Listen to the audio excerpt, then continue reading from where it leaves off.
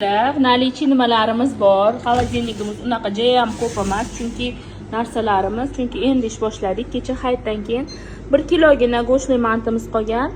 Chuchvaramiz yarim kilo, bu yoqda svejiy tugilyapti, sosiski в тесте, цветной, somsa xamir, kartoshka sirim somsalar, go'shtli, tovuqli, ko'k somsalar bor, kotletlar tovuqli, ichida sariyog'i bor kotlet, frikadelka, go'shtli kotletlar bor.